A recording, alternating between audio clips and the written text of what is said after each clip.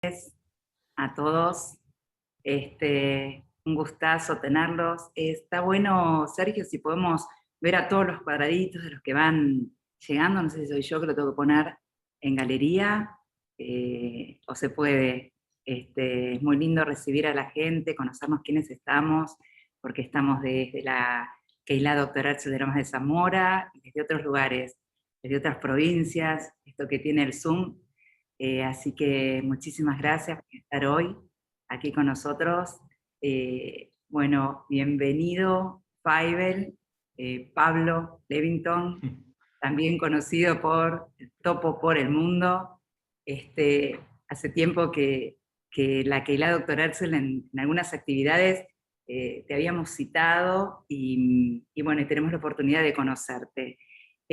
Para contarle a la gente, si bien muchos ya te conocen, algunos te puedan conocer en esta entrevista, ahí veo que en el chat están saludando a todos desde Neuquén. Hay un montón de gente que está viniendo y les agradecemos, y que pueden, llegado el momento, hacer preguntas en el chat a Faivel.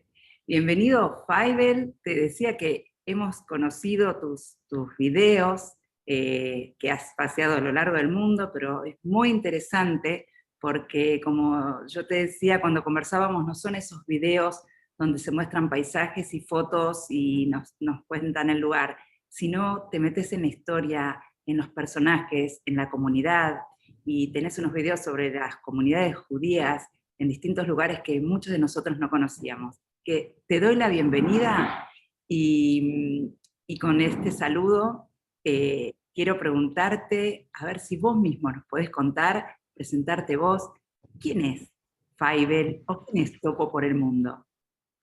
¿Cómo estás, Paola? Buenas noches. Muchísimas gracias a la Keilah Herzl por haberme invitado.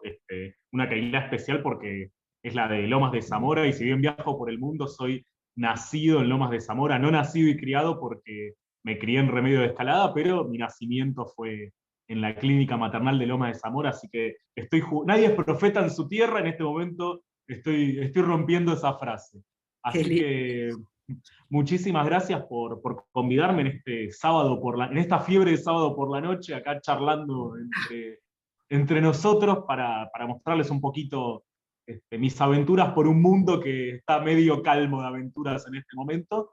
Y bueno, la definición de quién soy creo que en cierto punto también está mermada, está pausada un poco por el contexto de pandemia, donde mi vida de ser un viajero, de estar viviendo en China en los últimos 4 años, en realidad desde el 2017, sin contar el año de pandemia, me cambiaron un poquito la perspectiva de no poder viajar, de no poder recorrer, de no poder tener mis aventuras por el mundo, y que bueno, estamos todos acá medio Claro, pero calmos y estamos todos en esta situación, ¿no? Así que estoy como en un stand-by de mi vida y tratando de resignificar un poco la cosa, además de, bueno, otras cuestiones personales complicadas, pero bueno, puedo por definir suerte como, tenemos tus videos, o sea, esta están los aventura videos ahí, si no saben te lo que está hacer, recorriendo, y aunque en este momento haya esta pausa por pandemia, nosotros podemos seguir casi recorriendo con vos por el modo que lo mostrás.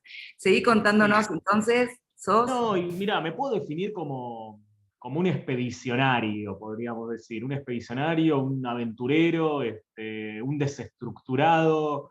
De esa manera me podría definir, y así es como trato de recorrer el mundo. Antiguamente lo hacía sin mostrarlo, no filmaba nada, a veces viajaba sin cámara, a veces la perdía, a veces se me rompía, particularidades de mi tipo de viaje, porque soy bastante distraído, bastante descuidado. Hasta que, bueno, un amigo me dijo, mira, vos te pasan muchas cosas, sucedía esto, que volvía de viaje, nos juntábamos con una pizza, una cerveza con mis amigos, les contaba todas las anécdotas, pero quedaba todo en el relato mío y no quedaba en imágenes, no lo mostraba. Por ahí había una foto borrosa, no sabía sacar fotos, no sabía filmar, no sabía hacer nada de eso. Y un amigo me dice, vos te tenés que dedicar a que tu contenido sea mostrado de alguna manera, que lo registres, hacerte algún curso de fotografía, de edición. Y bueno, ahí me fui metiendo y empecé a subir mis viajes para amigos, familias, qué sé yo, que vean en YouTube, como, más que nada cuando me fui a vivir a China, que vean mi día a día, los lugares que voy recorriendo. Y bueno, así empezó la historia de mi canal. Tal cual.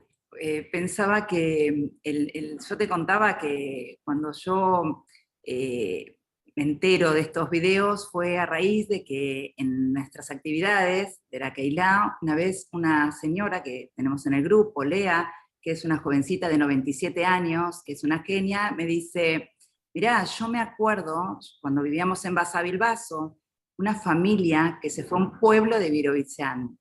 Y sinceramente esto habrá sido como hace 10 años que me lo contó y yo no lo conocía. Y busqué material sobre ese, viste que uno dice en internet, hay de todo, en YouTube puedo conseguir, y no había nada, y nada en español que yo pueda mostrar. Y bueno, y hace poco, que cada tanto me apareció este video, de vos en Birobitzán y con una calidez y una cercanía que parecía que estaba viajando y que estábamos ahí. Pensaba que por ahí puede haber más gente que no conocía, que no conoce este pueblo. ¿Podés contarnos un poquito cómo llegaste Sí, ahí? antes que nada un paréntesis con lo que dijiste. Un objetivo mío en mis videos es llevar a la gente de viaje conmigo. O sea, a mí me gusta viajar mucho solo, pero me gusta también tener la compañía de la gente a través del lente, o sea, mostrarles lo que quiero mostrar, ¿no? Y eso está bueno de poder tener esa comunicación y decir, bueno, no viajo solo, viajan conmigo y los llevo ahí, no tienen que bancarse los 20 grados bajo cero de Birobidzhan. Mira, Birobidzhan yo lo tenía en la cabeza de toda la Perdón, vida.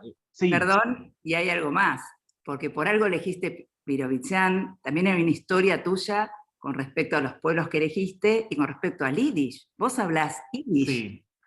Hablo Antes de Yiddish y no sé contarnos si está el... mi letter que de Yiddish acá, que fue Nehama Barat, mi primer letter que de Yiddish, después tuve varias, pero la primer letter que es Y la que te está, marca, y está todo en el lo que hablo en Yiddish se lo debo a ella. No los errores que tengo gramaticalmente, pero sí todo lo que puedo hablar del idioma y de comprenderlo se lo debo a Nehama.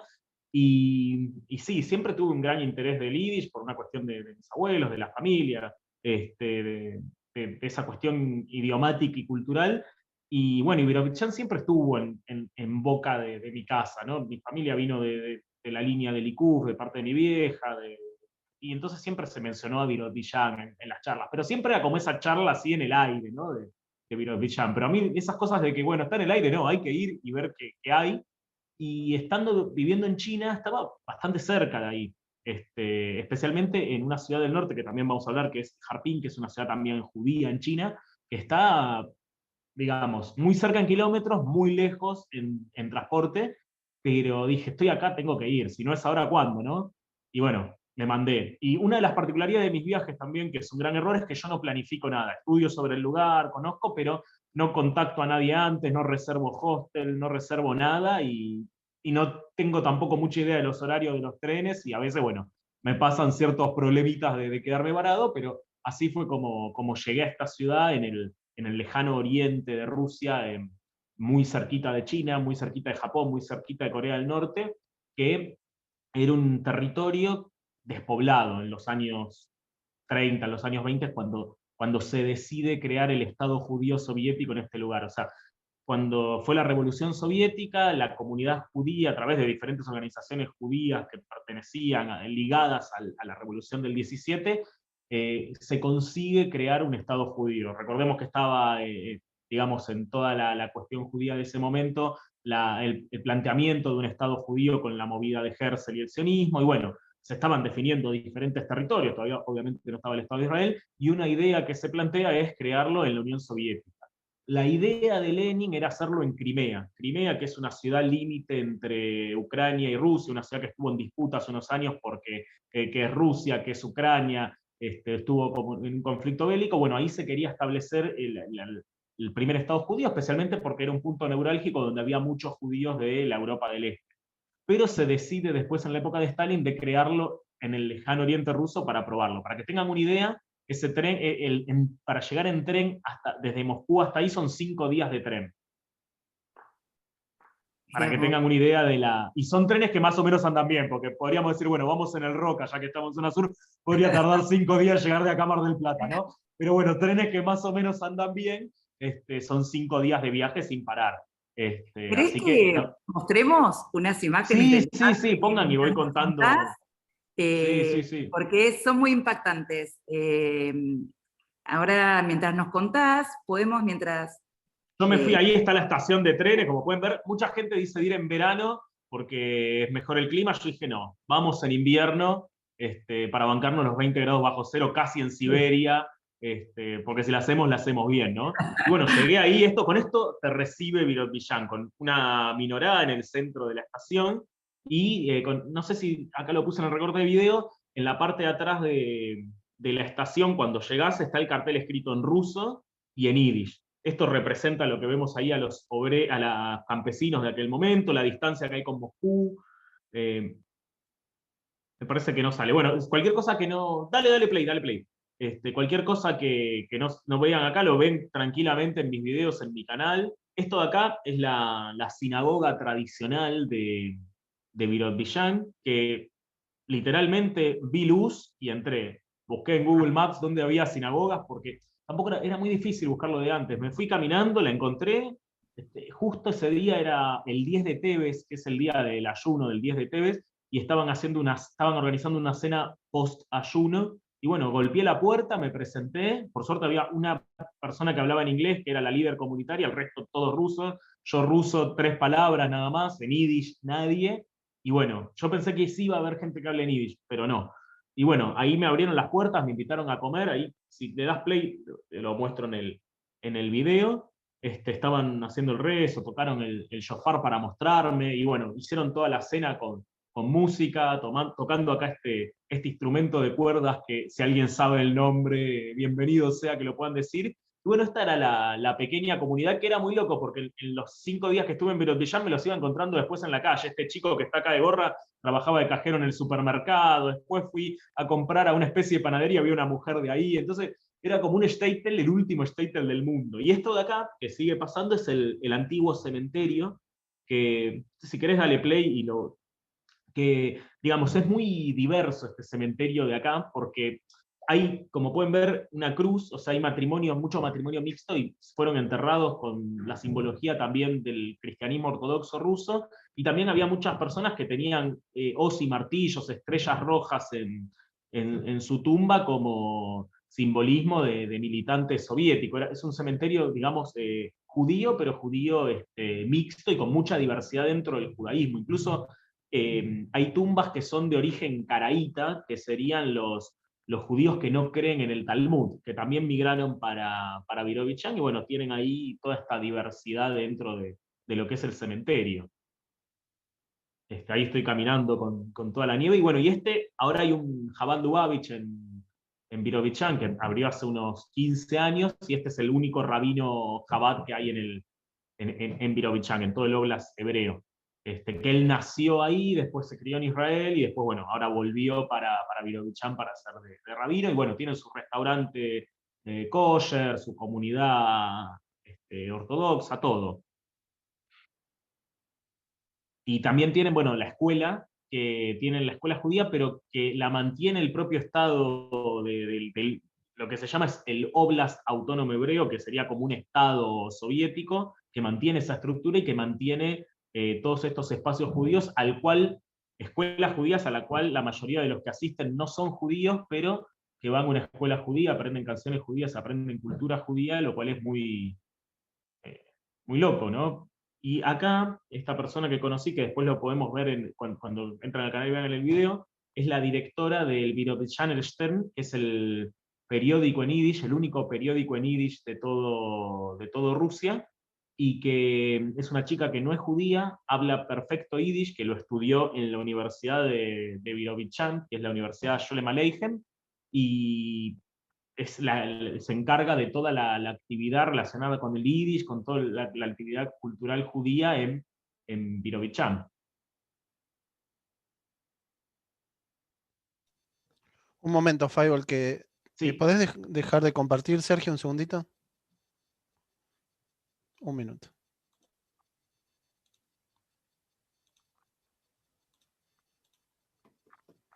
Listo, Pablo. Gracias. Sí. Por un momento había un problema técnico, no podía habilitar el audio. Está buenísimo.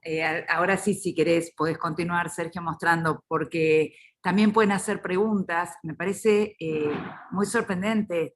Vimos las tumbas, vimos esta educación judía, y esto es hoy, actual, en la actualidad. Sí, en la actualidad. Es una población que tiene 25.000 habitantes aproximadamente, Es, y de esos 25.000 estiman que entre 2.000 y 4.000 son judíos. Este, Vos hablabas de que yo te escuché en algún viaje o en algún video de que también hablan yiddish parte de la población ahí que no es judía y hay un diario. sí, sí, sí, sí, esta chica no es una chica de la colectividad, pero ella se define como judía, o sea, como judía cultural, y habla perfecto yiddish, es la directora del periódico en yiddish, están todas las celebraciones, yo sigo en Facebook a la comunidad de allá, y en todas las fiestas que suben fotos aparece ella ahí en las festividades. Es increíble eso, y es como que los que nacieron en Birobichán se sienten en cierto punto judíos por haber nacido en el Estado judío.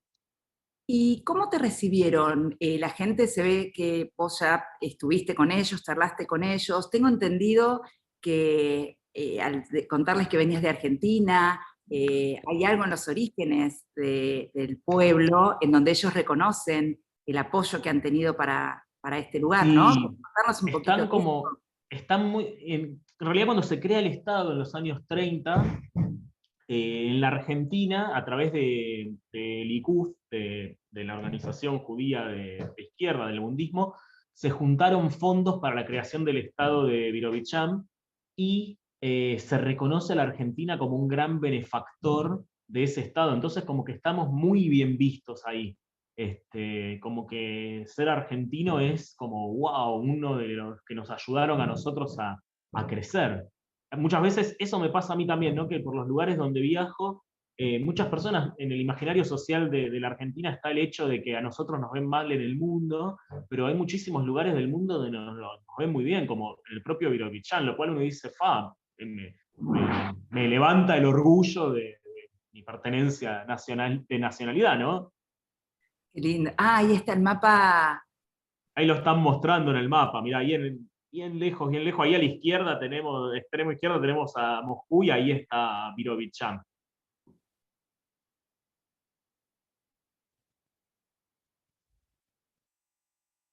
Ahí tienen idea de la magnitud de lo que es ese pueblo, ¿no? Un pueblito chiquito, un shtetl, como la lógica del shtetl antiguo, así sería Birobichán. Y mantiene esa lógica de shtetl, de se conocen todos, de esa solidaridad comunitaria, es como que existe esa lógica de shtetl en lo cotidiano. Estuviste viviendo bastantes días ahí. Estuve 5 días, que para ser un pueblito es un montón. Claro, recorriste todo y conociste a la gente. ¿Y Hasta fui cómo? invitado a una fiesta en una casa, que también lo muestro en los videos, con unos rusos que conocí ahí en un bar, y había una chica que era judía, y bueno, me invitaron ahí a una fiesta en una casa, jugamos al póker, bueno, cosas que pasan en los viajes, ¿no? Algo que por ahí hemos salteado cuando comenzamos, porque ahora nos contás de Birobichán, pero comenzaste hablando desde China, que fuiste desde China. ¿Cómo llegaste a China? ¿Desde dónde? Esta parte, contanos del topo de su historia. Mira, Hablabas.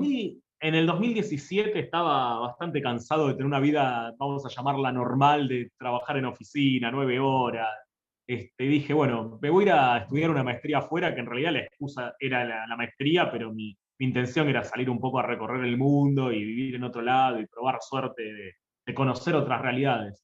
Y hablaba el idioma chino, había aprendido chino, y pude conseguir una beca para ir a estudiar a Beijing, a hacer un máster en economía allá. Yo estudié economía acá en la Argentina, y bueno, me salió, me cubrían los costos, me dieron la beca para vivir, y ahí terminé en Beijing. Y en base a vivir en Beijing me puse a indagar en las comunidades judías de China, que alguna noción tenía, pero me puse a profundizar en eso, y a medida que iba teniendo tiempo disponible para viajar un poco, me la fui a recorrer, ¿no?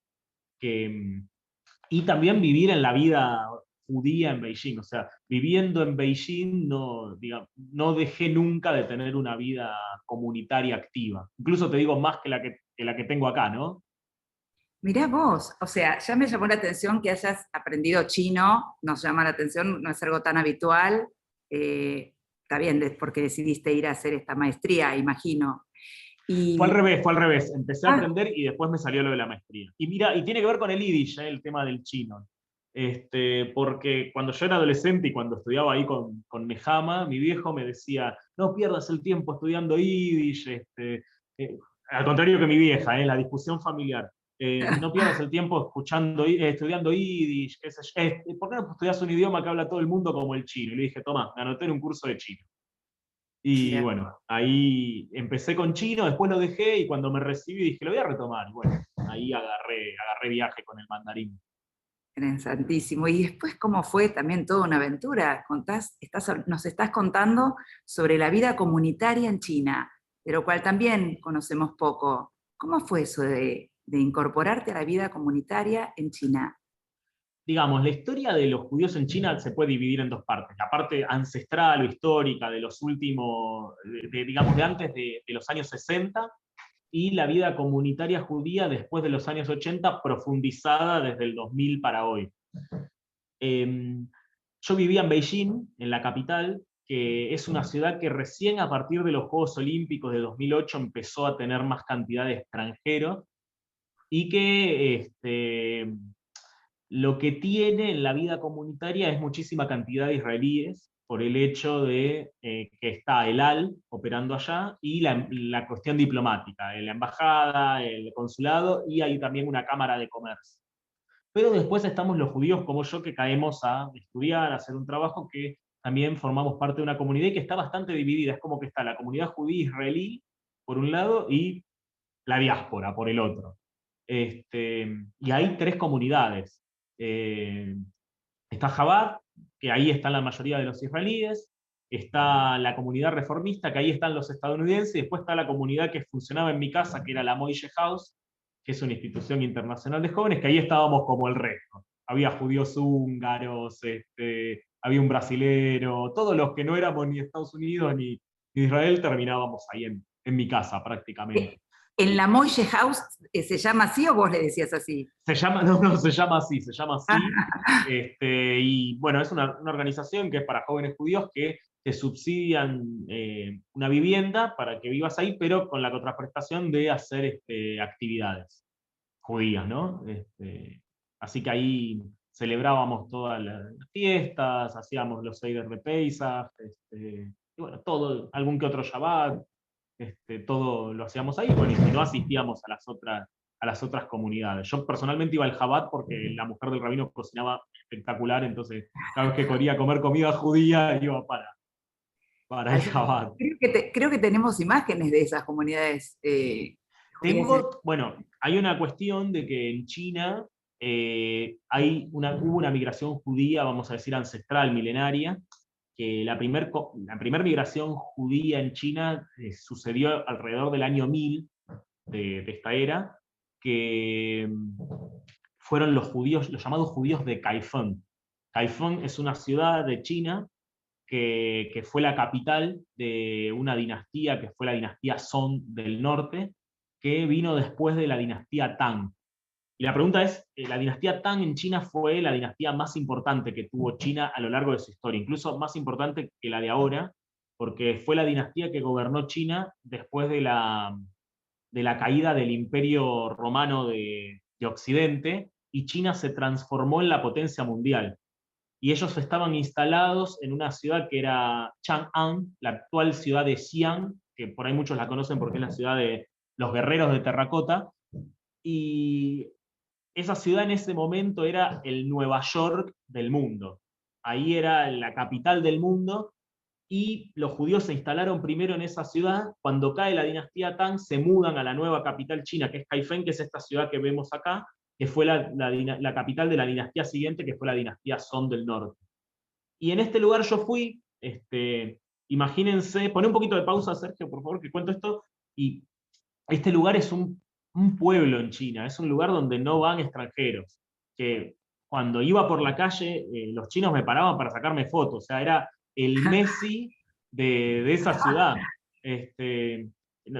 Había ido con un amigo y nos tenían, pero de acá para allá con la foto, nos veían en la calle y era como un extranjero en nuestra ciudad, ¿qué está haciendo? Wow. Y bueno, la ventaja de hablar el idioma era que podíamos resolver un montón de cosas que quizás una persona extranjera que va y no lo habla. En ciudades como Beijing, Shanghai, por ahí es un poco más fácil, porque la cartelería está en inglés, alguno que otro puede llegar a hablar inglés, acá nada. Y bueno, yo tenía idea de que había una comunidad judía, pero no sabía cómo llegar, y no hay indicaciones, no está ni siquiera anda el Google en China, así que no hay manera de buscarlo. En el Google chino, que es el Baidu, tampoco aparecía nada relacionado a una sinagoga. Así que bueno, fui preguntando en negocios si alguien sabía algo, y me dijeron, en un barrio, si pones play, ahí lo voy a mostrar, me dijeron, en un barrio puede ser que encuentres algo, me dijo una señora en un local. Y ahí llegué al barrio, le pregunté a la gente de ahí si sabía de algo, les mostré unas fotos que tenía como referencia, y me dijeron, sí, agarré este pasillo, ahí me metí por unos pasillos de acá y encontré este lugar, que era el lugar donde había estado antiguamente la sinagoga, que en realidad la sinagoga de Caifén se construyó en 1163, cuando se crea esta comunidad. Pero en el 1848 la ciudad tuvo una inundación, creció el río Amarillo que pasa por ahí, desbordó, se inundó toda la ciudad, las casas eran de madera y se destruyó toda la ciudad. Entonces se perdió la sinagoga, las personas de la comunidad que quedaron se fueron expandiendo a otras ciudades, y la mayoría se terminó asimilando con el resto de los chinos. Y acá en este lugar construyeron un pequeño salón de recuerdo de lo que fue la comunidad judía. Esto es como la réplica, acá lo pueden ver, de lo que fue la sinagoga antigua, con esta construcción típica china. Y esta mujer que estaba ahí se llama Esther en hebreo. Ella se define como una judía de Caifén. Hay alrededor de 200 personas en Caifén que son chinos, que se definen como judíos chinos. Que se definen como tal porque el abuelo de su abuelo les dijo a ellos que venían de esos judíos de Caifén, y ellos se mantienen como tal, pero desconocen cualquier tipo de práctica, de tradición, o sea, no mantienen nada de la práctica judía o las particularidades que habrán tenido los judíos propios de Caifén. Mirá, una de las preguntas están apareciendo en el chat. Bueno, pero vemos las imágenes. Ahora te comento, 200 chinos en ese pueblo, 200 judíos. Sí, sí, Que 200. No, mantienen decime. que ellos tienen este material porque les han dicho que son sus antecedentes, porque tengo entendido que son chinos, los judíos chinos, me estoy haciendo lío, los judíos que no nacieron en China no se consideran chinos, algo así explicabas vos una vez. La cosa es así. Para vos ser chino, tenés que ser hijo de un chino o de una china. Es insanguis, ¿no? Lo que se dice. Y por más que alguna persona, de hecho, te digo más, tengo unos amigos que el chico era diplomático en China, la mujer los fue a acompañar, los dos de la colectividad, tuvieron a su hija en Beijing, y esa hija que tuvieron, o sea, una chica judía nacida en Beijing, no es considerada china. O sea, ellos tuvieron que ir al consulado y anotarla como una argentina nacida en el extranjero. Porque tiene que ser, claro, de hija de padres chinos. Sí. Nacidos De allá. hecho, claro, en el hijo del rabino, por ejemplo, en Beijing, él nació en China, pero no es chino. Claro, claro. Pero sí hay casos en la comunidad actual de matrimonios mixtos entre israelíes y chinos. Y ahí hay chicos en el shule de Beijing, hay un shule que se llama Ganeinu, que están ahí y tienen su cara con los ojos rasgados, todo, y participan en el shule como unos estudiantes más, ¿no? Eso te iba a preguntar. También vuelve a haber educación judía y el shule para... Mirá, Sí, hay un shule hasta todo el primario, digamos. acá hay un comentario en el chat que dice, me llama mucho la atención que siempre los israelíes en el extranjero no se mezclan con los judíos lugareños. No sé cómo viviste vos esto. Sí, había como una cierta, no quiero hablar mal, pero sí había una cierta como diferencia, especialmente porque, bueno, yo no hablo hebreo, hablo yiddish, pero no hablo hebreo, y había como cierta división en ese sentido ya idiomática, ¿no? Que no te permitía integrarte a eso, que era más fácil integrarse con los de Estados Unidos porque hablan en inglés, y bueno, yo algo de inglés hablo, y y te resulta un poquito más fácil. Y algo más que me quieras contar vos de esa vivencia con este grupo de judíos que se sentían, me imagino, como un grupo muy unido en esa vivencia en Sí, hay China. una cuestión con los judíos hay varias cuestiones ahí. Los judíos en China son considerados Minsu. Minsu quiere decir etnia. Y los judíos son una etnia minoritaria. Que está reconocida por el Estado, pero que nunca se llevó a la práctica. Y ahora el rabino de Beijing está como haciendo tratativas con el Ministerio del Interior para ser considerado como el jefe de esa etnia y poder orientarlos en ese sentido. Pero hay una cuestión, que en China, para vos ser considerado de la etnia, China tiene 56 etnias, es de parte de padre, y cuando esos chinos quisieron hacer aliyá, que fueron invitados a hacerla, tuvieron problemas por el tema de que eran de parte de padre y después lo de parte de madre, bueno, todo un sure ahí, un maitze, un problemón. Pero bueno, cosas que pasan. Preguntan, sí, perdón, Sí, sí, no, decime. que en el chat preguntan también si el Beit Chabad está en Beijing. Hay Beit Chabad en Beijing, en Shanghai, en Guangzhou, en Chengdu, en Yiwu, en Shenzhen, y me está faltando una ciudad más donde hay, pero ya me voy a acordar. En Chongqing. 7 ciudades hay. Conoces un montón de China. ¿Y cómo se dice judíos en chino? Mira, es muy interesante lo que vos me decís, porque hay dos maneras para decir judío en chino. La manera antigua, que así llamaban a los de Kaifeng, que se llamaban Tiao Xiao Xin, que quieren decir, esa es la manera antigua, las personas de la religión que no comen el tendón de la vaca, que tiene que ver con el kashrut. Y y uno diría, ¿por qué no le dicen las personas que no comen cerdo? Porque se los confundirían, y es algo que pasa mucho con los chinos, con los musulmanes, que son los que también no comen cerdo. Entonces, por eso los pusieron como las personas que no comen el tendón de la vaca. Y de hecho hay una historia, el primer registro que hay, a pesar de que hubo cartas que intercambiaban los judíos de Caifán con el propio Maimónides, que están como referencia, dentro de lo más cercano a la modernidad, el primer escrito de una vivencia de una persona que conoció en persona a un judío de Caifán fue un misionero jesuítico. Matteo Ricci fue el emblema de la conquista jesuítica en China, todo el catolicismo que hay hoy en China, que si bien es minoritario, es importante, y más que nada en el sur de China, se lo deben a Matteo Ricci, que fue un misionero italiano, que se instaló primero en Macao, que ya Macao era colonia portuguesa, y ahí empieza a aprender chino, cruza la China continental, y empieza a hacer lobby con los mandarines, hablando chino y siendo extranjero en esa época, para tener una cita con el emperador en Beijing, y poder ofrecerle el tema del catolicismo en China. Bueno, esto va al margen, pero lo cuento igual, se junta con el emperador y le da de regalo 2 relojes. Y el emperador le dice, mira, lo de la religión la verdad que no lo entiendo y no me interesa, lo que me interesaron son los relojes.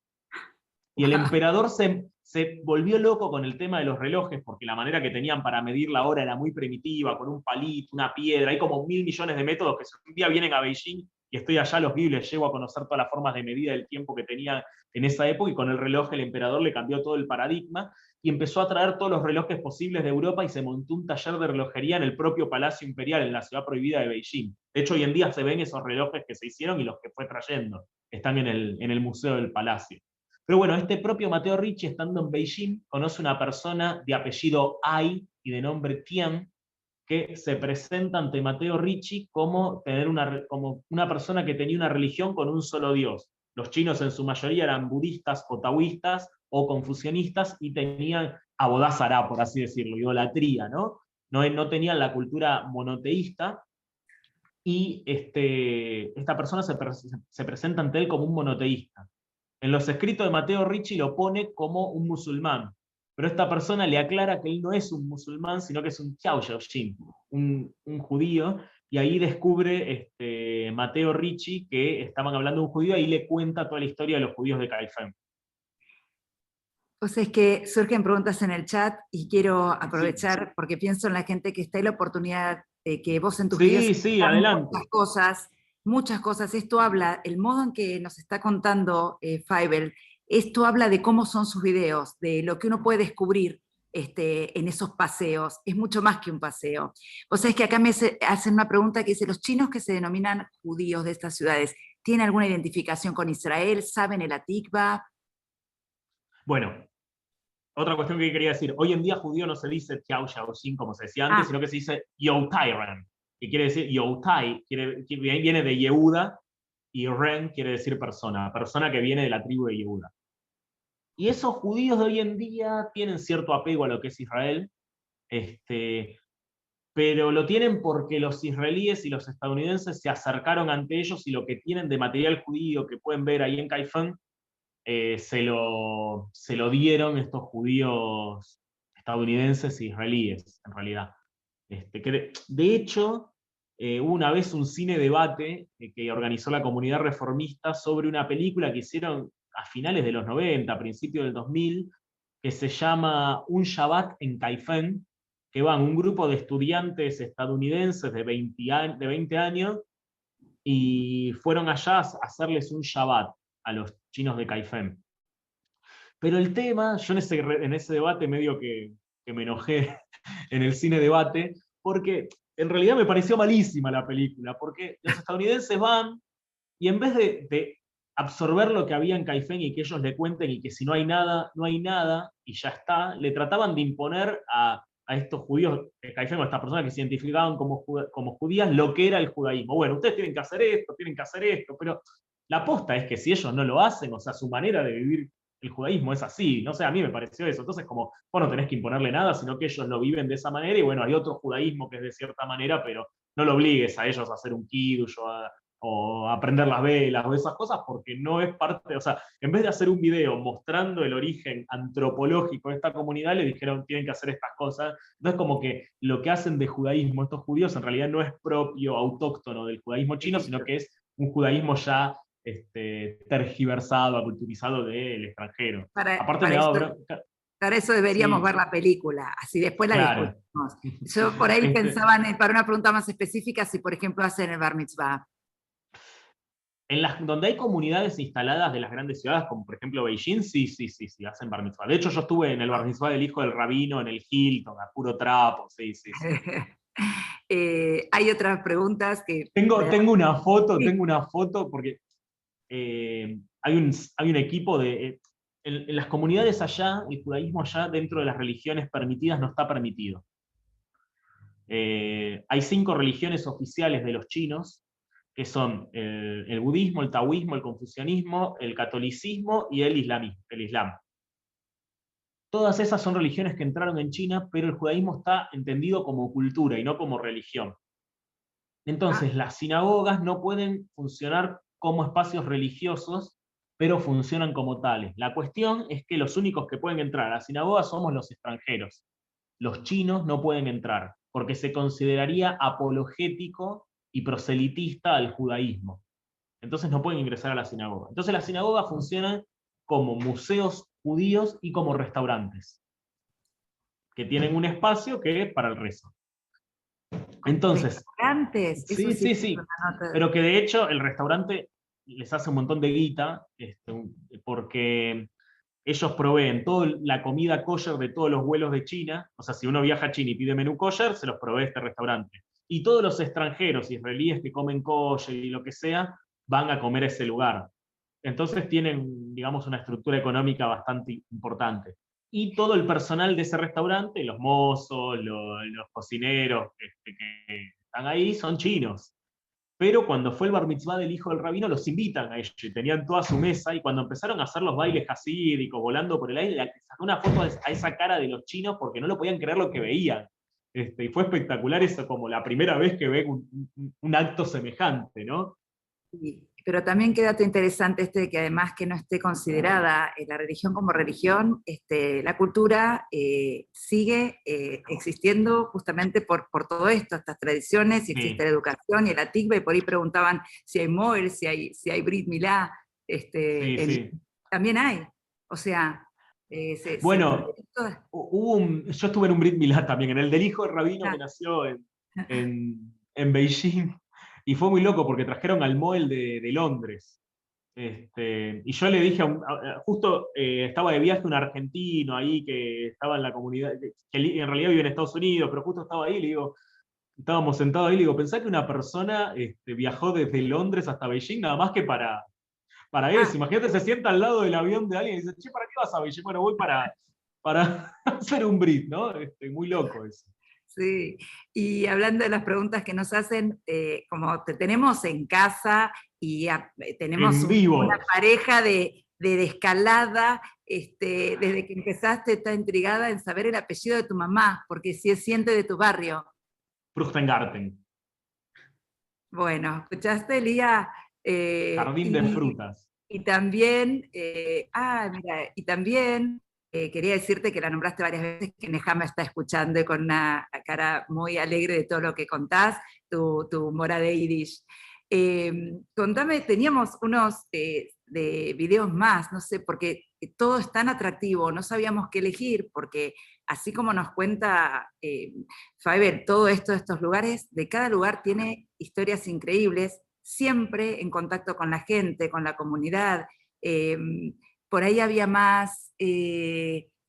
dicen que tenés muy buena calidad en la cámara, como grabás, que se La hacen cámara videos. tiene una historia, hay un antes de pandemia y un después de pandemia con la cámara. La cámara con la que grabé los videos esos quedó en China. Todavía yo, tipo, cuando empezó la pandemia estaba en China, viví la pandemia en China, salí a un congreso de Moishe House a Ámsterdam, y cuando quise regresar a China me cerraron la frontera. Y bueno, Sí, menos mal que cuentes eso también, porque así es que te tenemos acá. Viste un así es congreso, como me no podés tienen acá, volver. Parece una película, la verdad. sí, Cuando contás, de te he visto. terror, pero Sí, pero lo que he visto en tus videos, también le quiero contar a la gente que pasan estas cosas, que salí, no puedo ver, voy a un pueblo que me cerraron, a un país, en un aeropuerto, pero todo lo tomás con un humor que es muy, muy lindo. O sea, es como, no solo es una aventura y uno te va acompañando con tus videos, que grabás y explicás lo que sucede y pones mucho humor y lo hace muy llevadero y yo diría hasta un mensaje de que a veces cómo tomarnos las cosas, porque hay momentos cuando te pasó eso que realmente creo que seguiste así, no pudiste volver. Así fuiste sí, terminando sí, por otro sí. país. Mira, Eh, algo que decía Jorge Yusheng, que nos dejó el año pasado, que es el pueblo judío siempre sobrevivió gracias al humor. Ante tanta tragedia, creo que lo que nos salvó históricamente fue el humor. Y es algo que creo que lo llevamos todos en la sangre, ¿no? Es esa cuestión de, bueno, lo resolvemos por ese lado o por terapia, ¿no? Por eso hay tanto psicólogo y tanto humorista judío. Vos sabés que un mensaje que acaba de aparecer me parece interesante y no sé si lo has pensado, que sería, es tanto la historia, y yo que vi tantos, pude ver más videos tuyos, contás tanto historia, con fundamentación, cuando llegas al lugar, en qué año, cómo fue que llegaron, que un mensaje dice que sería interesante escribir un libro. ¿Lo pensaste o ya pensás que esto Mi empieza objetivo a de vida pensar? después de los 40 es hacerme escritor. Así Esa. que, pero después de los 40, cuando ya se puede estudiar cábala, viste que te dicen, puedes estudiar cábala después de los 40, bueno, después de los 40 me hago escritor. Muy bueno, porque de verdad, hablando de buenísimo, esperamos entonces. Falta muchísimo, me parece, para comprar los 40, así que dale, te Sí, sí, esperamos. sí, sí. Tengo que escribir la tesis primero, que ahí tengo a mi vieja insistiéndome con eso, pero bueno, estoy con cero ganas de sentarme a Ay, escribirla. y escuché esta pregunta, si te gustaría ser tour leader, o sea, viajar con grupos argentinos por diferentes países.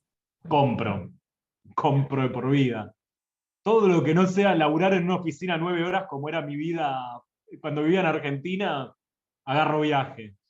Sí, pero además la pasión que pones, el interés y cómo investigás cada lugar al Igual llegar, esto lo... era guía en español en Beijing, o sea, si ustedes venían a Beijing, les hacía el tour en español, éramos tres los que hacíamos, un chico de España, unos chicos chilenos y yo, y nos salíamos entre los tres, cartelizamos el turismo hispanohablante en Beijing, y cuando uno tenía un tour y no lo podía hacer, se nos íbamos pasando entre nosotros los tours, y la verdad que me iba bastante bien. ¿Cómo subo? Vos sabés que apareció un mensaje que a mí me parece lindo esto de preguntarte, esto de tenerte en Zoom es como tenerte en nuestras casas, cada uno ahora, esto novedoso, te tenemos en el living o en la cocina de nuestras casas. Y apareció un mensaje que dice que sos amigo de Mochi Leiner, crack, que vive en Israel. Sí, Te sí, lo cuento el charlo todas las semanas mensaje, con él. Sofía. El guía turístico por excelencia en Israel. Ah, qué lindo, qué lindo. Mirá, hay más videos. Yo diría que esta es una introducción a conocerte, que luego Ahí vamos preguntan de dónde estoy conectado, de la mismísima ciudad de Remedio de Escalada. Del futuro distrito de Remedio de Escalada, porque somos separatistas. de Zona Sur, qué lindo, sos nuestro y has estado en nuestra Keilah en otras oportunidades. Es un placer tenerte acá y que todos puedan conocerte, porque verte en tus videos y además poder hacerte preguntas. Teníamos aprovechar para ver unas imágenes más, ¿te parece? El Sí, sí, próximo, las voy relatando. decí vos, ayudanos cuál te Bueno, gustaría. hablando de China, y creo que había una pregunta de si hacían entierros ahí y esas cosas. Estuve en un cementerio judío en China, en Harbin, que es en el norte, que es una ciudad que tiene una historia distinta a lo que fue la historia de Kaifeng, porque Harbin, que es esta ciudad que vamos a ver ahora, fue construida. Puse lo primero, el tema del tren y el hielo. Poné pausa si querés un cachito, por favor. El tema del tren y el hielo, para empezar, porque es lo significativo de esa ciudad. La ciudad de Harbin, en el norte de China, nace con la construcción del ferrocarril, quizás muy parecido a Remedios de Escalada en zona sur. Nace la ciudad porque ahí se instalan los talleres centrales del ferrocarril cuando construyen el tren transmanchuriano. Rusia, en el Imperio Ruso de finales de 1890, decide construir su línea férrea conectando Moscú, que está en el oeste ruso, con Vladivostok, que está en el oriente ruso, el extremo oriente. Y ahí construyen el famoso tren transiberiano, que les recomiendo algún día en la vida hacerlo porque es maravilloso, pero decide también crear el Imperio Ruso sus conexiones con Beijing a través de líneas férreas. Y lo hace creando dos líneas. Una era la transmongoliana, que atravesaba toda Mongolia, y la transmanchuriana, que atravesaba la zona de Manchuria, que es el noreste chino.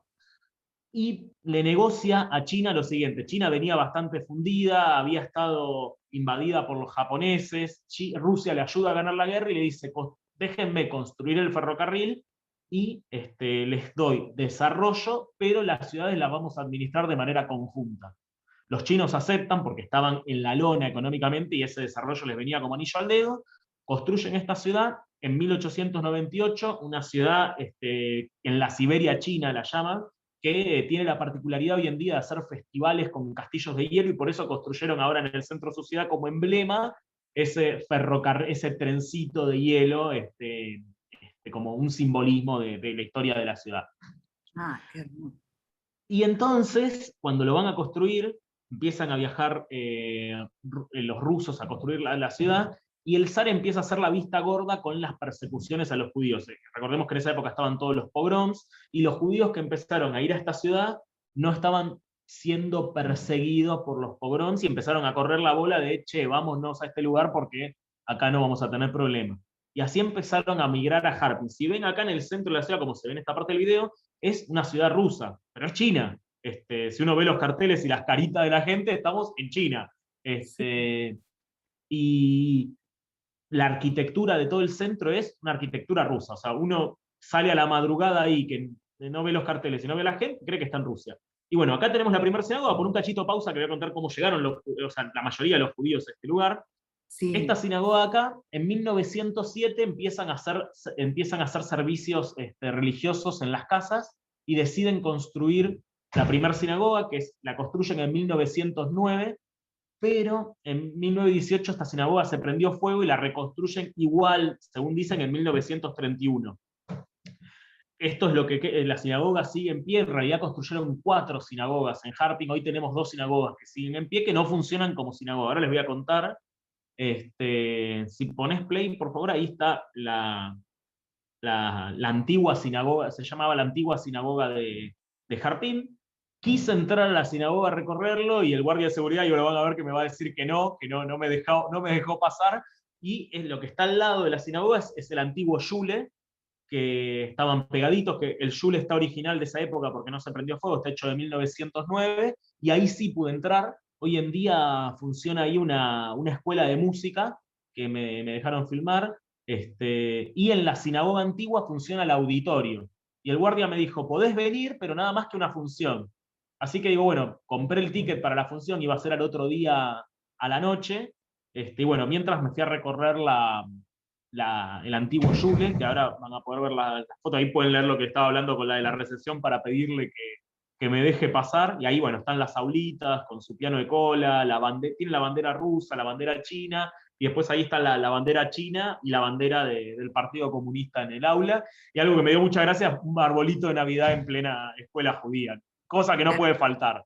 Claro, porque justamente te iba a preguntar, es un antiguo Yule, pero no funcionó más como Yule. Esa es la No, escuela. ahora voy a contar de cómo se fueron los judíos, pero no, dejó de funcionar como Yule y le pertenece al Estado y funciona como una escuela de música. Y esa escuela de música tiene una casa de piano que también me mostraron ahí, tenían una foto de Marta Argerich ahí, así que orgullo argentino en pleno China, tan lejos. Que ahora voy a contar otra cosa más que me pasó con el tema de la música como para cerrarlo. Y bueno, esto que vemos acá es la sinagoga moderna, la llaman, porque la otra fue en 1909 que la construyeron, a pesar de que se reconstruyó en 1931 después del incendio, y esta la hicieron en 1921. Están a 3 cuadras una de la otra. Y ahí si das play, por favor, lo voy a mostrar adentro, que funcionan dos cosas. Un museo de arquitectura de Harpin, que es malísimo, y arriba en el segundo y tercer piso funciona el Museo Judío. ¿Qué tiene este Museo Judío? Bueno, elementos que muestran fotos, réplicas, cosas de valor que muestran lo que fue la vida judía en Harpin. Bueno, ahí está la parte de abajo de la parte de arquitectura. Si ven, en el piso hay un tremendo monduvet de mármol que es impresionante. Y la arquitectura de este lugar, toda así de mármol, es increíble. Especialmente porque esta sinagoga fue construida en 1921 y en 1917 migraron a Harpin muchísimos judíos que estaban en contra de la Unión Soviética, especialmente judíos que tenían fábricas y llevaron todos los capitales para ahí, se instalaron en Harpin, entonces hicieron construcciones a puro trapo. Y acá, bueno, en el museo hoy en día tienen como el recuerdo de lo que fueron los pogroms, el por qué se mudaron los judíos. Y esta parte de acá, ponele porfa pausa. Tienen un negocito de recuerdos, y los recuerdos son cadenitas con estrellas de David, un high, cosas judías. Y yo le pregunté al chabón de la casita de recuerdos, le digo, un chino, le digo, ¿cuántos judíos vienen acá? Reconoce, no viene casi nadie, me dice. Y digo, ¿quién compra estas cosas? Dice, no, los chinos las compran. Y yo le digo, ¿pero los chinos compran cosas judías? Y me dice, sí, porque como los judíos tienen plata y son inteligentes, lo compran para tener plata y ser inteligentes. Entonces, ahí está el por qué venden todas estas cositas de recuerdo. Después hay un par de libros ahí, que un par ya los había comprado de antes, que cuentan todo lo que sé de la historia, eso los cuentan ahí en esos libros. Y ese tapiz me lo compré ese día que quedó en mi casa en China, así que algún día lo recuperaremos. Y esta parte de acá es el cementerio de Harpin. Originalmente estaba en el centro de la ciudad, pero después lo mudaron a las afueras. Algunas tumbas las trasladaron, otras no, y está junto a un cementerio comunista, que reivindica a los soldados soviéticos que recuperaron Manchuria después de la invasión japonesa en los años 40, y tiene también un cementerio chino al lado, que ahí lo voy a mostrar. Bueno, ahí están todas las tumbas que están escritas en hebreo y en ruso, porque era el idioma que manejaban los judíos de Harpin. De hecho, aprovecho también para decir que estoy editando un video, que me faltan unas partes, que le hice hace unas semanas una entrevista a un señor de 95 años que nació en esta ciudad. Un señor judío que vive ahora en Estados Unidos, que vivió hasta los 26 años en China y después, bueno, migró hacia Estados Unidos, pero me contó toda la historia de cómo fue, cómo vivió la invasión japonesa. Bueno, va a estar bastante bueno. Y la comunidad judía en el 49, cuando fue la revolución comunista, y a la vez que en el 48 se creó el Estado de Israel, migró hacia otros países, principalmente a Israel, y en el 63 se fue la última familia judía de Harpin, pero hay una leyenda que puede llegar a ser verdad, que cuenta de una señora judía que vivió hasta el año 85, que no se quiso ir de Harping y que vivía en un cuarto en la antigua sinagoga que vimos ahí al principio. Y la última judía de Harping se llama. Hay varios escritos que hablan de ella, de que fue la última persona que vivió ahí, y aparentemente la última judía enterrada en este cementerio judío. Y esto de acá es la tumba del abuelo de Olmert, que fue el primer ministro de Israel, ahí a principios del 2000, y que bueno, está la firma de él ahí agradeciendo a los chinos de Harping por mantener la memoria del cementerio y el cuidado y todo, y bueno, está enterrado el abuelo de él en esa tumba. Y bueno, esta es la sinagoga de noche, y me fui, bueno, ahí entré, me fui al concierto, y después si lo ven en mi video, acá lo había puesto, pero bueno, vamos a seguir hablando y después entren al video. Me pasó algo muy loco, porque fui acá a escuchar un concierto de música clásica, no había agarrado el programa ni nada para ver de qué se trataba, y empezaron a tocar las canciones, bastante ameno, la verdad que lindo, me gusta la música clásica, pero el último tema de todos con el que cierran es Libertango de Astor Piazzolla.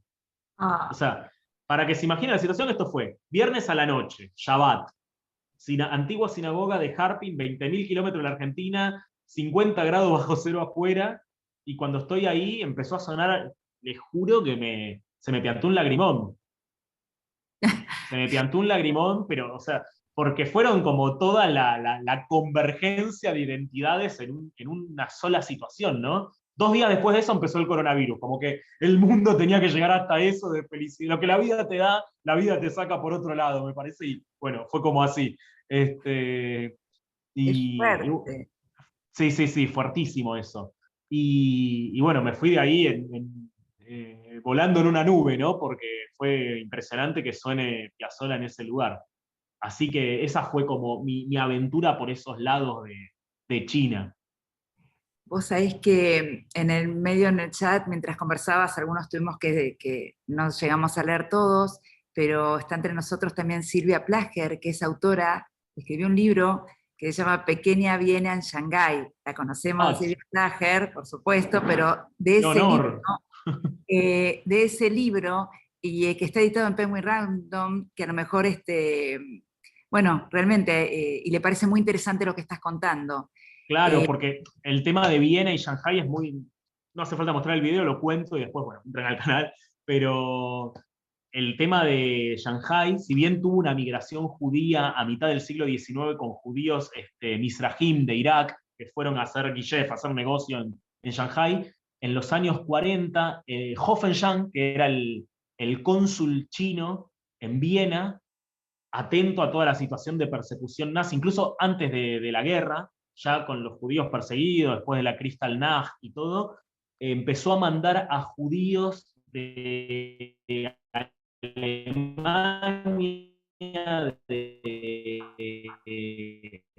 de Austria y de todos los países que se presentan judía de refugiados. Cuando los japoneses invaden Shanghái, los metieron en un gueto a todos esos judíos. No a todos, porque los japoneses hicieron un entendimiento distinto de la solución final y metieron a los judíos pertenecientes a los países aliados. Pero los judíos del eje no entraron al gueto. Los judíos alemanes, los judíos austríacos no entraron al gueto, pero sí los judíos polacos, los judíos ingleses que había ahí, los judíos franceses, sí los metieron al gueto. Fue una situación particular, porque fue donde en realidad sí los aceptaban también, ¿no? Hubo un tema Claro. ahí muy importante también Sí. para resaltar. Sí. Acá en la Argentina, por ejemplo, ya en esa época no se aceptaban judíos. Mi abuelo, por ejemplo, Misaid entró ilegal en el 38, así que era otra historia para contar en otro momento, para el libro. Claro, vi una pregunta que ahora sí se me fue. Bueno, teníamos otro, porque él paseó por un montón de lados y teníamos otro video seleccionado por ahí que pudiéramos pasar, Sergio. Sí, a ver, O Paibel, elegí vos, porque no Bueno, ya sabíamos. hablamos de todo, me queda un Uzbekistán, viaje claro, colgado que hice, estuve en Uzbekistán, que fui ahí también con una historia familiar, que algún día tendría que hacer un especial contando toda esa historia, por un tío abuelo, un hermano de mi del que escapó para acá, que se escapa de la guerra, se escapa del gueto en Polonia, y nunca más se supo nada de él. Otro tío que sí se salvó, si querés poner un poquito de pausa y cuento mientras esto. Mi tío y mi otro tío, los dos se escapan de Polonia en plena guerra y terminan llegando juntos hasta Tashkent, la capital de Uzbekistán, que en ese momento era parte de la Unión Soviética. Estamos hablando del año 41. Y ahí los dos hermanos se separan, un tío se salvó y terminó en Estados Unidos, falleció hace muy poquito, hace 3 años, y el otro hermano nunca se supo nada, nada de nada. Hasta que en los años 2000 lo encontramos en unos documentos, ya Miseide había fallecido, encontramos en unos documentos que había fallecido en Uzbekistán, en una ciudad llamada Gutsar, en el sur de Uzbekistán, en la frontera con Afganistán. Y siempre era como, bueno, habría que ir. Y bueno, para mí el habría que ir no existe, hoy. Tuve 2 semanas libres en China de vacaciones y bueno, me voy a Uzbekistán. A ver, ir de China a Uzbekistán es como decir ir de acá a San Pablo, o sea, $300, un pasaje de vuelta, 2 horas de vuelo, está ahí nomás. Y bueno, me mandé, no hablo uzbeco, tampoco ruso, porque hay bastantes que por la Unión Soviética todavía hablan ruso, así que me mandé a la buena de Hashem para tratar de encontrarla. Lamentablemente no la encontré. Viajé a esta ciudad ahí con el límite con Afganistán, todo, y no la pude encontrar. Encontré 3 cementerios, pero no había un cementerio judío. Bueno, es algo que tengo pendiente. Ahora estoy en contacto con otros personas de Uzbekistán que hablan español, a ver si me pueden llegar a ayudar a encontrarla y volver a ir para allá, porque Uzbekistán es un país maravilloso. Y dentro de Uzbekistán hay una comunidad que se llaman los bujaros. Así como estamos los ashkenazim, en mi caso, los sefaradíes, los mizrahim, están los bujaros, que son una comunidad más, que tienen su propio idioma, que es el bujaro, y que se instalaron en la ciudad de Bujara. Bujara está en un punto neurálgico de lo que fue la ruta de la seda, que creció mucho con un emperador que se llamó Timerlán, y que a partir de ahí tuvieron una economía bastante fuerte. Los judíos se instalaron acá y fui a la comunidad de ellos, que está en esta ciudad de Bujara. Si entran al video van a escuchar todo el rezo en bujaro, leyendo ahí los Teilim, antes de Shabbat fue esto, en bujaro. Esta es parte de esta comunidad, el señor de ahí es el Hassam. Después tuve una cena con ellos que, bueno, como era Shabbat, lamentablemente no lo podía filmar. Yo buscaba la manera de sacar el teléfono y filmar clandestinamente, y estás con esa cuestión de es ético filmarlos en Shabbat, pero es un documento histórico, y bueno, no lo filmé al final. Me ganó la ética al documento. Pero bueno, es una comunidad que es hermosa, con todas esas tacitas de té, y te sirven el té mientras hacen la tefilá, y se hace todo, es mucho más parecido a no es necesariamente una ceremonia sefaradí, pero es más parecido a lo que es una ceremonia sefaradí que una ceremonia ashkenazí. Y esto es Samarcand, una ciudad en el sur, creo que para mí la ciudad más hermosa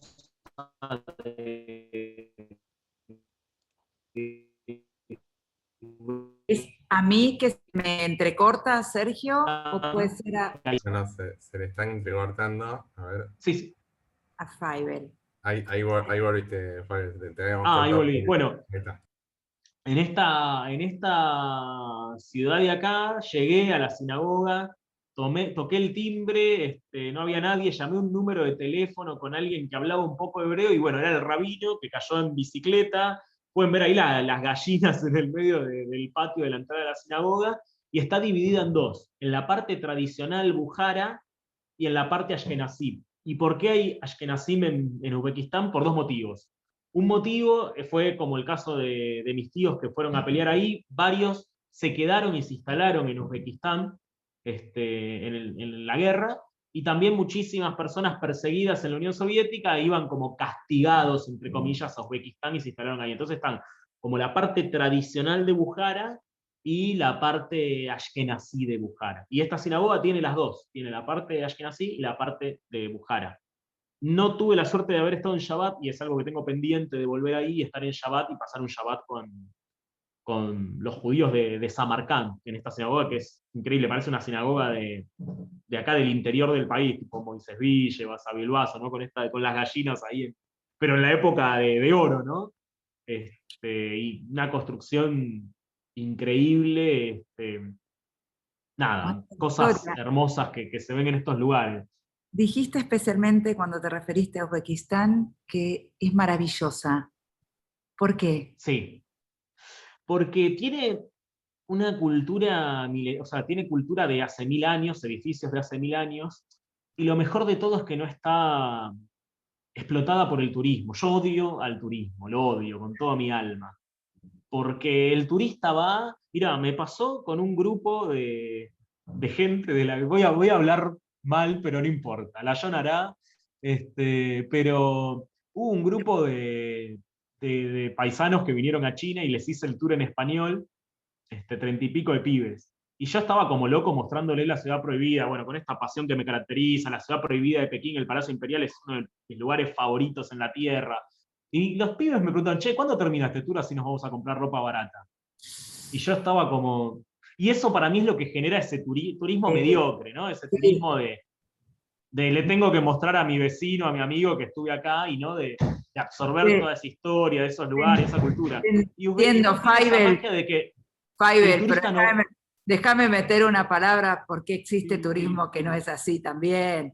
Nosotros estamos disfrutando, realmente veía la arquitectura, quisiera poner pausa, así que después lo voy a ver, cada pieza que estabas pensando, pero te entiendo que hay sectores del turismo que no se pueden creer.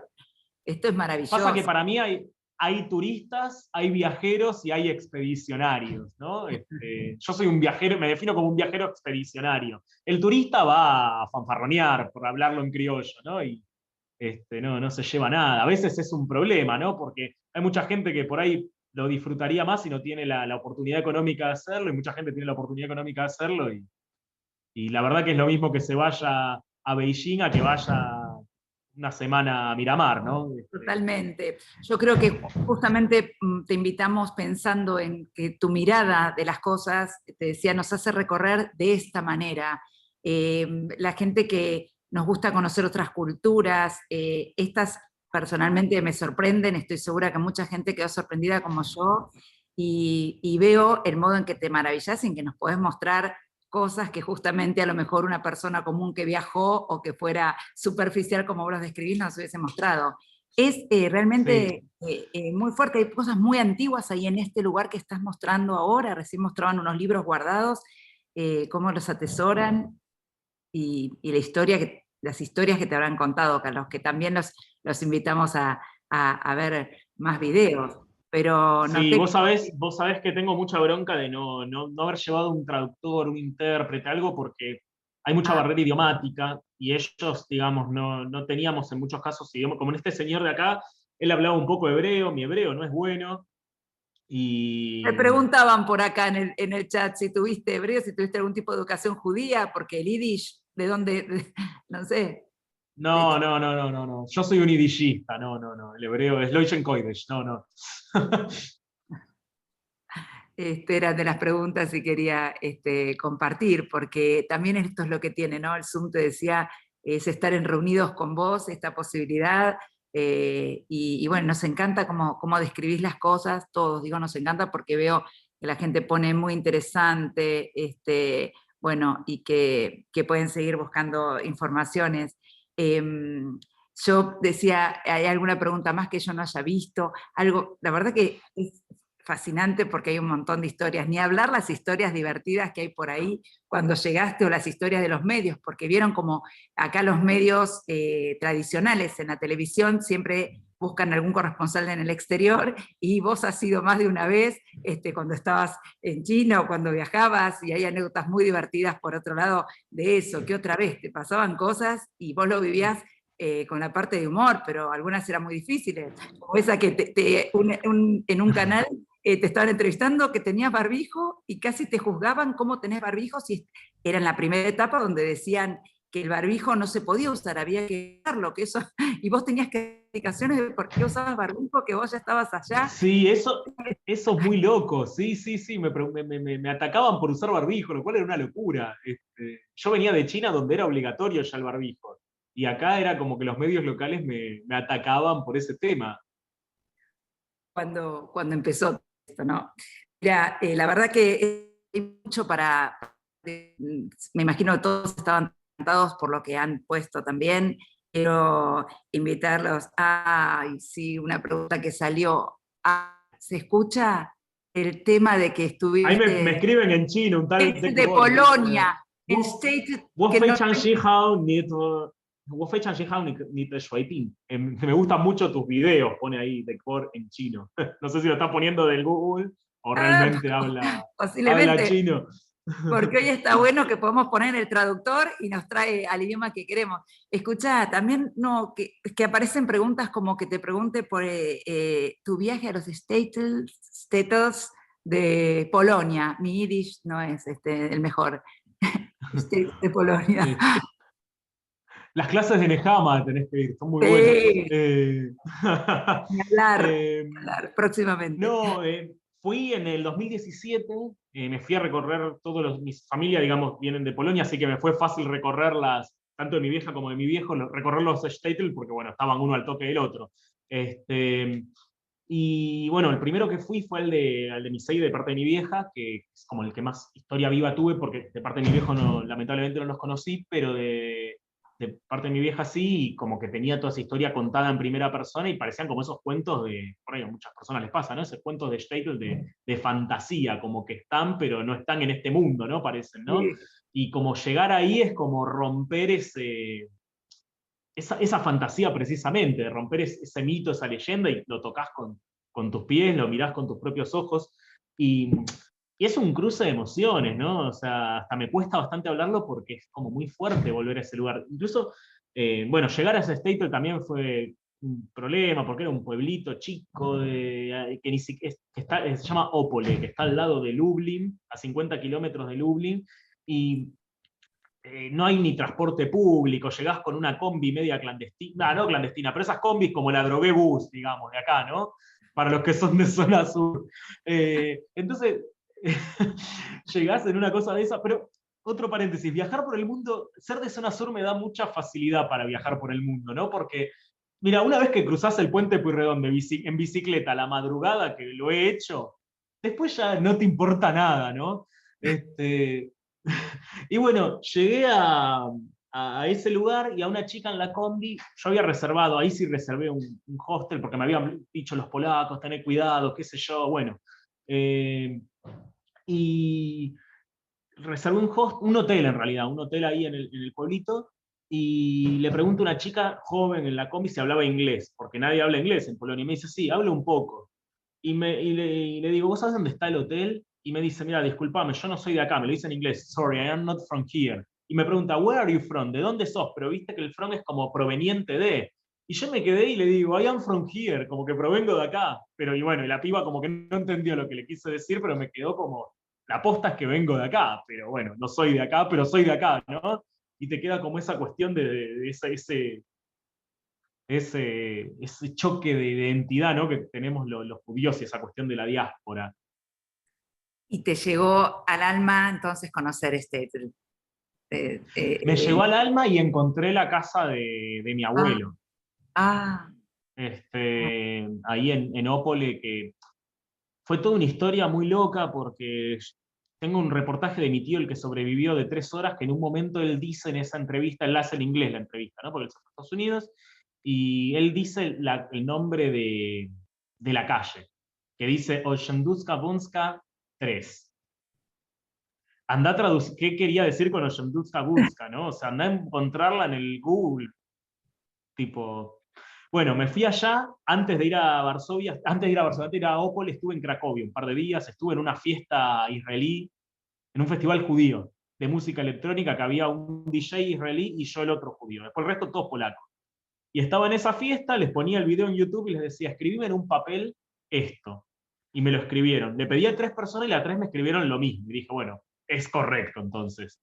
Entonces me lo puse a poner en el buscador de Google y nada, el Google Maps no aparecía nada de dónde estaba la casa, no aparecía la calle, digo, ya está, cambiaron los nombres después de la guerra. Claro. Entonces llegué al Statel, me acomodé en el hotel, todo, y me digo, bueno, voy al lugar donde todo se consigue, que es la biblioteca. Yo, de hecho, trabajé en una biblioteca acá en Remedio de Escalada, en la Biblioteca Alberdi, fue mi primer trabajo. Y digo, en las bibliotecas se consigue todo, el tema es que la gente no lo sabe, o sea, es más que internet la biblioteca. Entonces me mandé para allá, fui a la biblioteca con el traductor de Google, porque nadie hablaba inglés, yo polaco no hablo, y empecé a comunicarme, me trataron re bien, me sirvieron un té apenas llegué, así que ya me sentí en casa, ¿viste?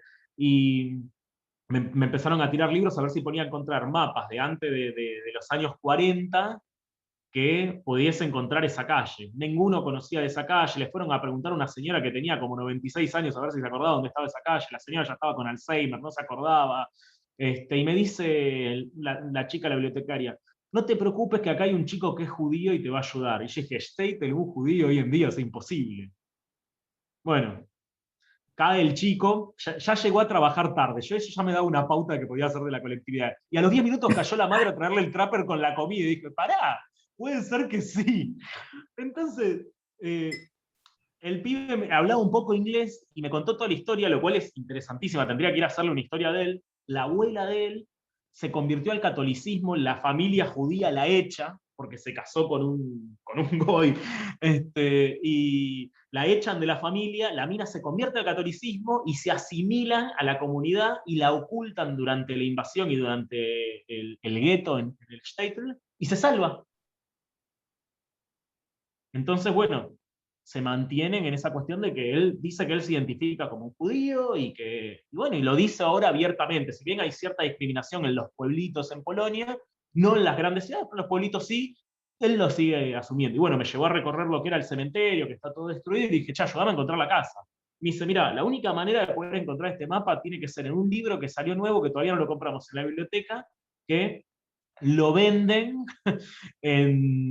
en una librería que está acá, vamos, me dice. Vamos a la librería, un cartel en la puerta que dice cerrado por duelo, murió la dueña ese día. Wow. O sea, había 70 años para viajar al pueblo. El día que viajo yo, muere la... Bueno, me digo, ¿qué hago? Me dice, mira, hay otra librería más chica que puede llegar a que lo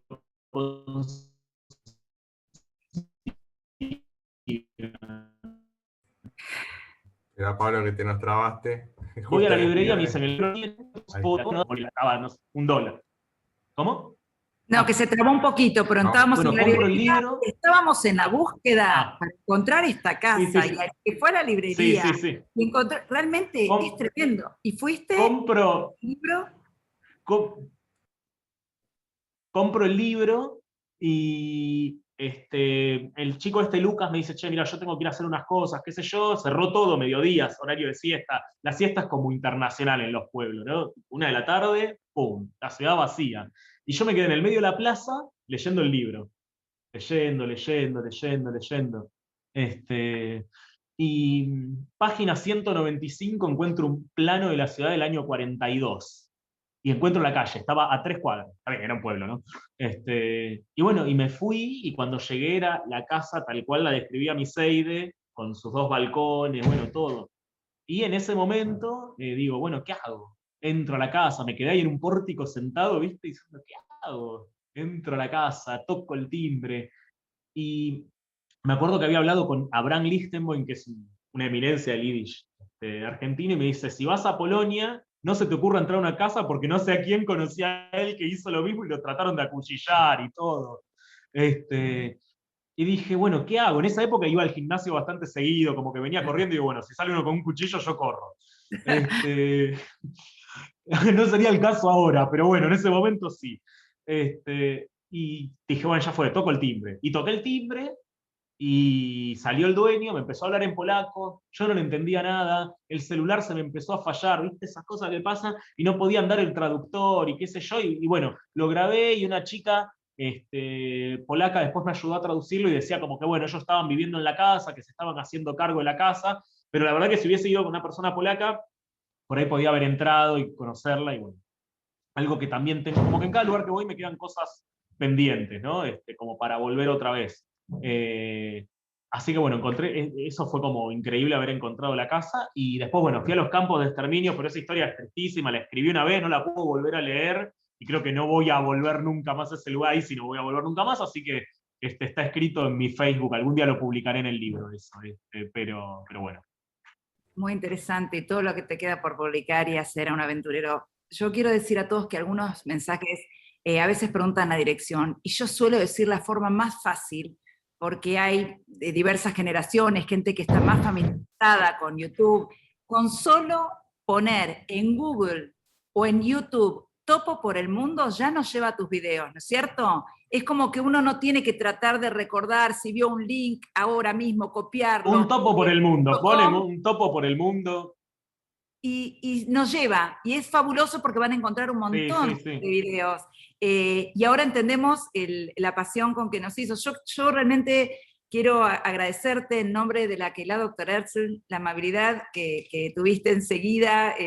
Nos sentimos muy, muy cercanos, nos hiciste sentir muy cómodos, y poder recorrer y elegir los temas nos costó a todos, a vos, a nosotros, porque hay tantos videos tan interesantes.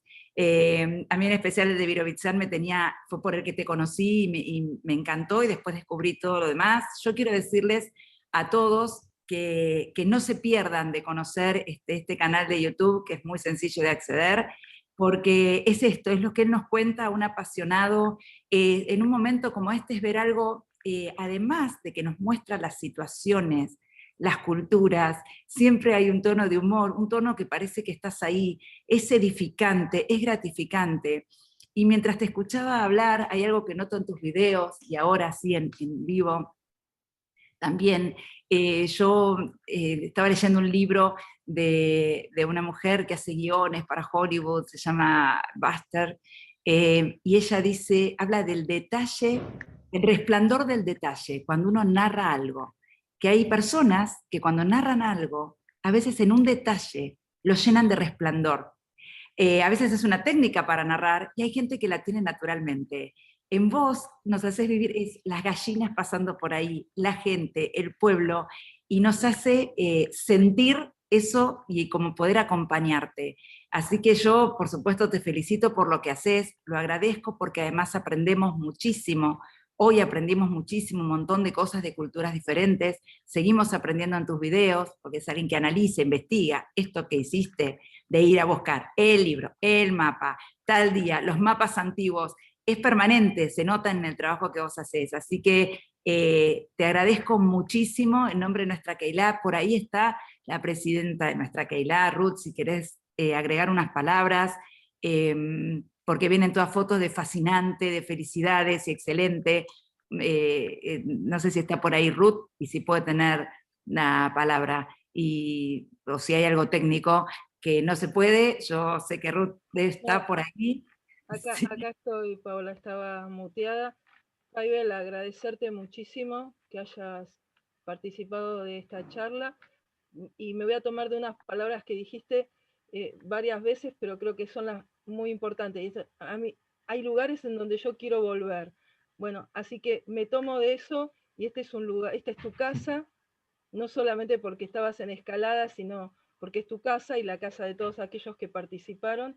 Así que te invito a volver, que te haya quedado cosas pendientes para volver a Lomas. Y más agradecidos estamos a Nehama también, que nos hizo conocerte en una charla que dio ella de tribus perdidas, que ahí también te incluyó, así que todos fuimos a ver los videos de Topo por el Mundo. Así que agradecerte muchísimo, y a todos aquellos que hayan participado, están invitados a ver el canal del Topo y el canal de la Keilah para ver estos videos. Gracias, Faivel. Bueno, muchísimas gracias. Tengo que volver a Lomas porque perdí la partida de nacimiento, así que hay que ver si está en la clínica. Así que al menos para eso voy a tener que volver.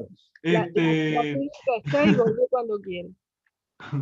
No, pero la verdad que muchísimas gracias. Me sentí, como le empecé diciendo en la charla, como profeta en mi tierra, de volver ahí a los orígenes, porque uno dice, bueno, voy a Uzbekistán, voy a Rusia, voy a China, pero siempre está bueno volver en casa, y yo creo que así perdón para los judíos que son de capital, pero los judíos del conurbano somos tan exóticos como los judíos de Uzbekistán para ellos en cierto punto. Es como que no entienden que hay un judío conurbano, un judío cumbiero, podríamos decir. Pero bueno, la verdad que me enorgullece como sureño estar en esta charla y poder representar a la zona sur en mis viajes del mundo. Qué lindo, gracias. Siempre presente la identidad. Muchas gracias. Hay aplausos por ahí en todos los cuadraditos. Voy a ponerle audio a todos, así desmuteamos a todos y hacemos mucho ruido para acá, para nuestro querido Javier, que se mandó una charla increíble. Que pongamos todos el audio y hagamos mucho ruido, mucho ruido. Bravo, bravo, bravo. Bravo. Fascinante.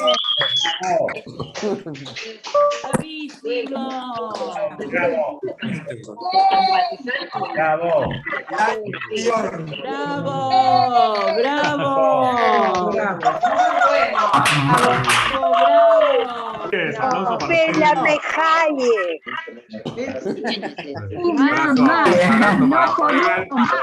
Felicitaciones, Jaime. Muchas gracias, muchas gracias. Es alguien de deporte. Muy bueno. Que se repita, que se repita. Muy bien. Bueno, muchas gracias a Fiverr, muchas gracias a Paola y muchas gracias a todas las personas que hicieron posible este evento. Bueno, los invitamos a visitar el canal de Pablo, de Topo por el Mundo, que tiene cosas así, tiene un montón de videos, está increíble. Y los invitamos a los que quieran participar de las actividades de la comunidad, están bienvenidos. Nosotros estuvimos pasando por el chat los datos, pero si no nos buscan como Keilah Dr. Herzl o Comunidad Judía de Loma de Zamora y aparecen. Un saludo a Pablo, no se olviden de chequear el canal de Topo por el Mundo y suscríbanse y denle me gusta y todas las cosas que se hacen. Saludos, Pablo. Gracias. Y hay videos también no relacionados con el judaísmo, pero que pueden estar buenos. Así que exploren. Que haga un libro y recoja todos los datos para tener presente. Ya lo vamos a hacer. Bueno, ojalá. Saludos para todos. Muchas gracias, buena semana. Felicidades, felicidades. Nos vemos pronto, Pablo, Acordate de eso, te queda algo para Lomas. Gracias. Esperemos que presencial. Dale. Gracias por todo.